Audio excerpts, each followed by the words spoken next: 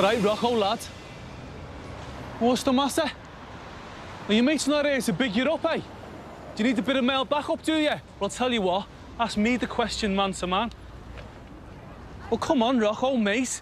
I really want to help you out here, lad. Ask me the question. That's something to do with me daughter's cat, I believe.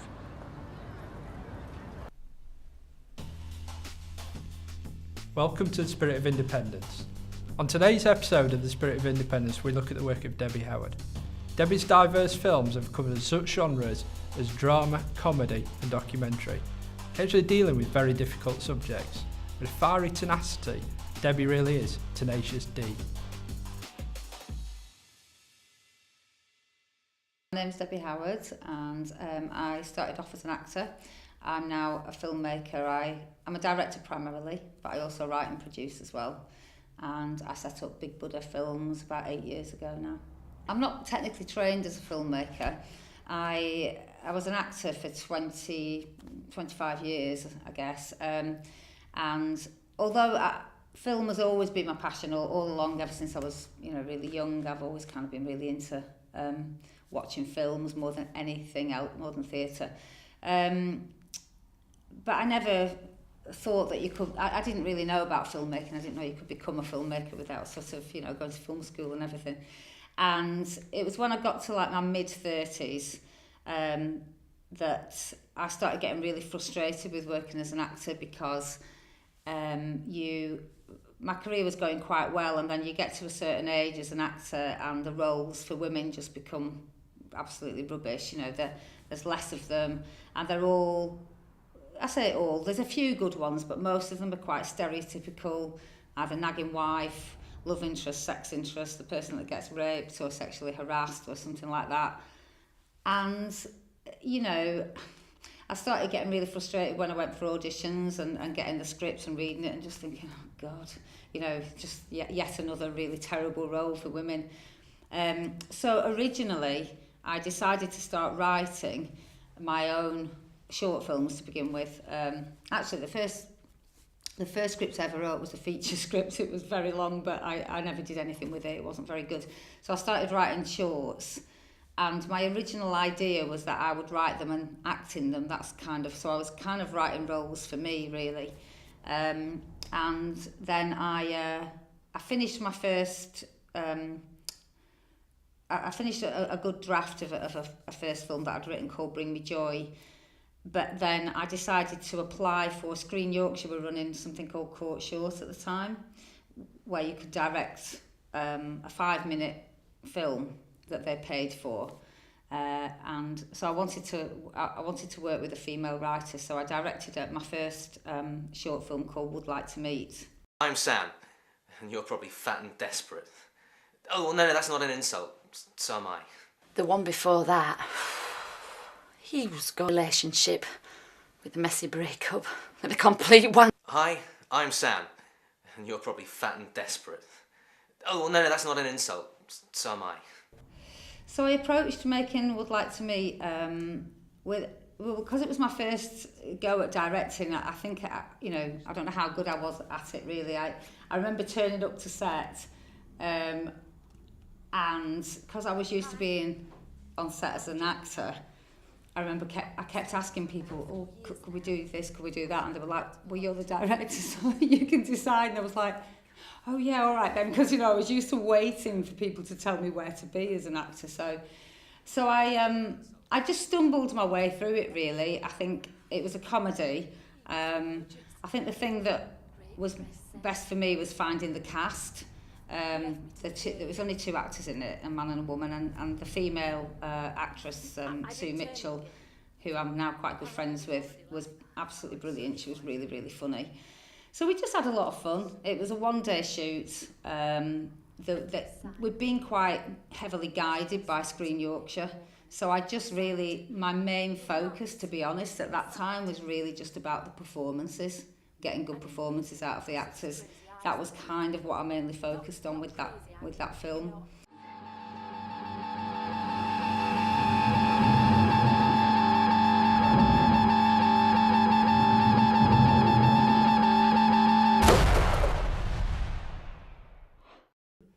And I noticed certainly with I guess your early films, Bring Me Joy and Would Like to Meet, it's almost got this sort of tragic comedy element. Was that something that you're quite interested in doing? Were you interested in that genre?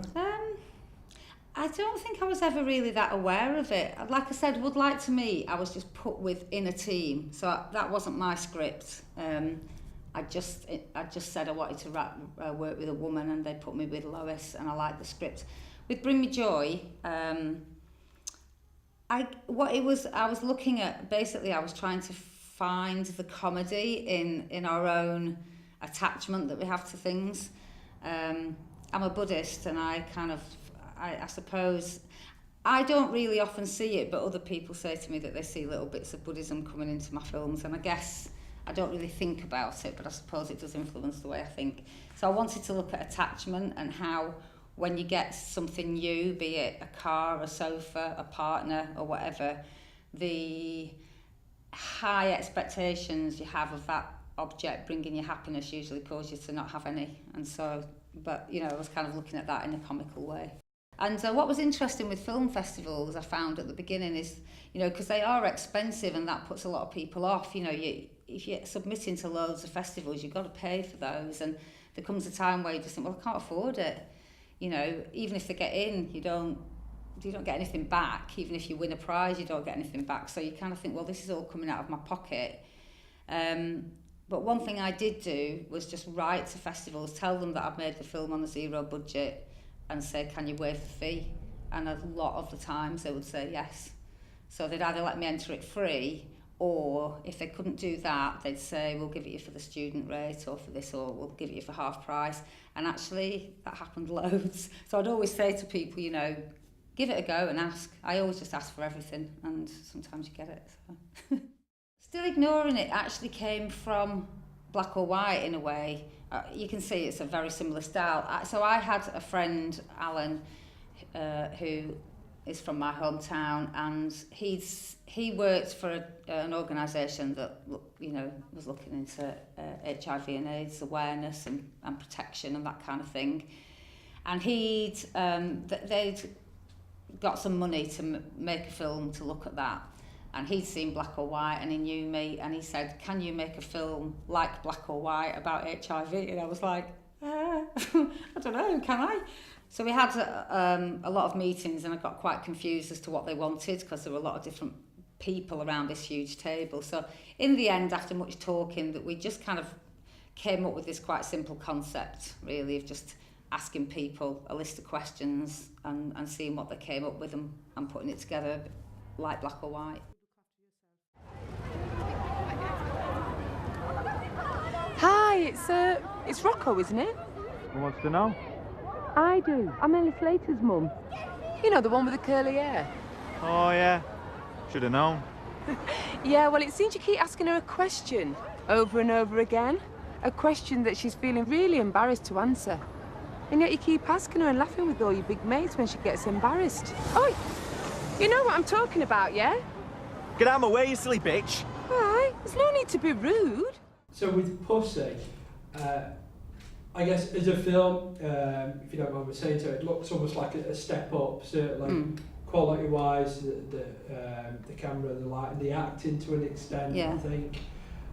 Did that feel like a kind of natural progression to you? Did you feel you were kind of hitting your stride by that point? Yeah, I think the first few films, like I said, I was almost, looking back on it now, I was probably just playing around really with ideas, and I think by the time I made Pussy, I was a lot more aware of how to shoot something rather than just thinking about the actors and the performance. I started to consider a bit more, what kind of shots I wanted and what kind of look I wanted it to have. And I guess I'd just become a bit more confident as well by that time, so I think it definitely did look better. Plus, I was becoming very aware of the quality of the camera, and like the stuff I'd shot earlier was just really bad quality camera, really. So we used a much better camera for Pussy, and had really good DOP and things, so I think it definitely looked better. Yeah. People say my hair is lovely, but I end up with all sorts of things in it. It's really bad when there's nits going round at school. It takes Mum hours to comb them out. Once, she found 190 in one go. I like to give them all names. At the same time, I guess you did Girl with the World in Hair. Yeah. Roughly about the same time. Well, I shot Girl with the World in the Hair a lot longer ago than Pussy. So again, the quality of that camera and stuff is nowhere near as good. But we didn't finish it for a long time because it was a mixture of live action and animation. And again, because everything was made on no money, I was always waiting a long time for favours for people to finish things, and the animation was done by a guy called Zane Whittingham, Zoom Animation. And Zane was constantly having to fit that in around other jobs, paid jobs. So it took a long time to get it finished, but yeah, so but I think they were finished at a fairly similar time in the end. So the two films, actually, Pussy and The Girl with the World in a Hair, I guess stylistically, thematically, they're quite different films. Do you kind of want to bring that sort of diversity to the films that you make? No, it's never really anything that I think about. I've become very aware of that recently, that the only thing that really attracts me about something is a story. So there's a story that I'll either come across or think about that I want to make, and then I just think about how best to make that story. So Girl with the World in the Hair was a young children's film, partly animated for very little kids.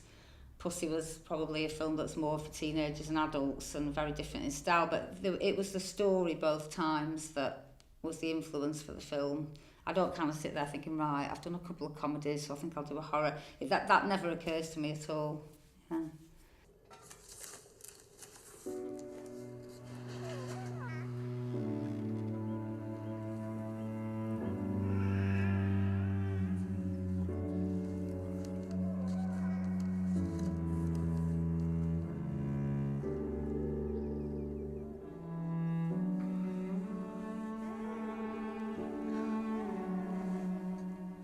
And Peekaboo was a very different film because it was about something that I had no personal experience of. It was about stillbirth and baby loss. So it wasn't like Pussy, I wrote very quickly, a couple of drafts, knocked it out and shot it. But with Peekaboo, it was something that I had to do an awful lot of research in, talk to families that had lost babies, get involved with the charity Sands that, work with families that have lost babies, and so it took a long time actually of writing and rewriting and researching to make that film. So I wasn't doing nothing, but I wasn't shooting a film for quite a while. Okay, you just tell me a bit about the story of Peekaboo and I guess where did that inspiration come from? So Peekaboo it's quite a surreal story. It's about a couple who've had 3 stillbirths over a number of years, and they move house, and when the mother is unpacking the boxes, she finds what she thinks is her babies in a box, and they've come back to her. So it's quite a strange storyline, but it's looking a lot at delusional disorder and trauma, and the way that it does happen sometimes where people find it really hard to let go, so they can kind of imagine that somebody's come back, and so what is actually there are just clothes and clothes and memories that she has as of her babies, but she sees them as her real babies, and her husband can see the reality of it. So it's like 2 very different perspectives of the film, her perspective and his perspective, and in the end he has to try and guide her through this trauma and get her to realise that the babies have died and that she has to let go.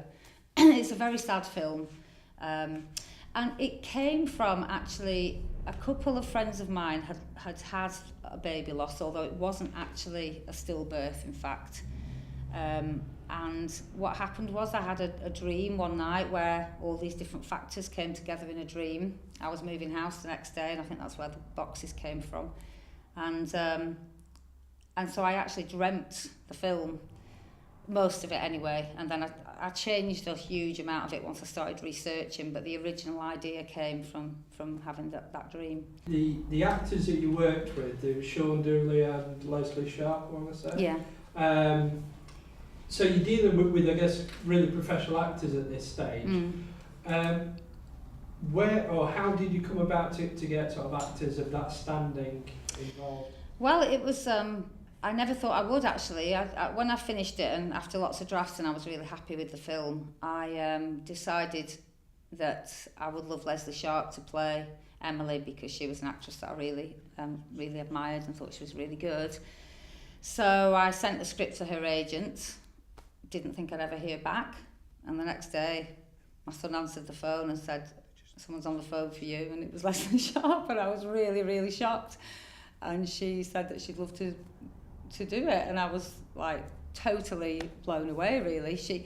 And the reason she wanted to do it was because of the script. She said she thought it was a really strong script and she thought the characters were great. So that was amazing. And then with Sean Dooley, I didn't know who to cast in the role of Andy because I think it's a really difficult part to play. And I'd seen Sean obviously in lots of different things, but I was at a film festival and I saw him in a feature film called Kandahar Break, and there was something about that character in that film. I just thought he is perfect. So I did the same thing and I wrote to his agent, and again I didn't expect the good fortune to strike twice, but Sean said yes as well. And I was like, wow, okay, amazing.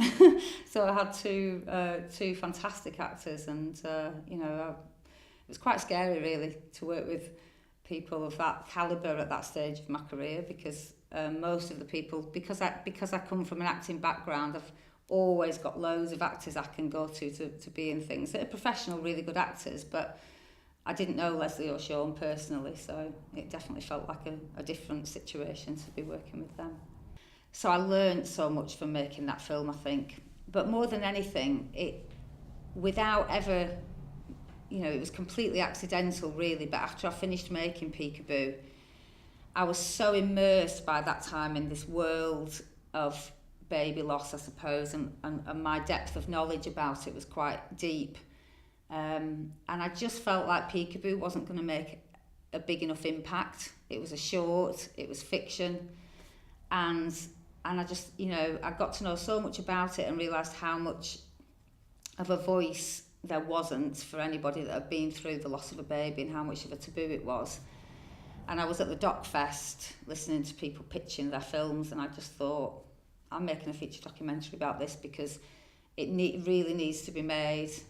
I've got really good contacts, I know where to start, and also I think that the families trusted me because of what I'd done on Peekaboo. So the idea for my next film, Still Loved, came into existence because of Peekaboo as a direct, relation to that film, yeah.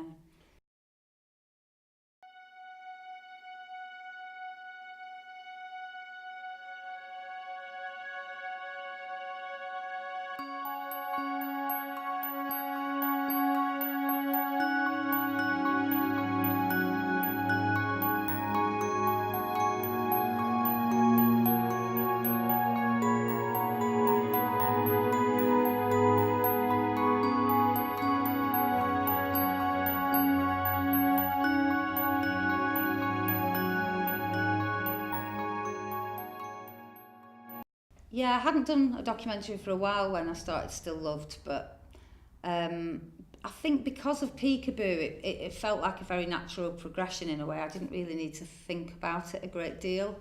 Like I said, I just get really concerned with the stories and the characters or the participants. It doesn't really matter to me whether it's fiction or documentary. It's about telling a story well, and so it just felt like a very natural thing to do. I started it by going back to the people that I've been mainly connected with for Peekaboo. So we'd had a few very kind people that had given really quite big donations to that film.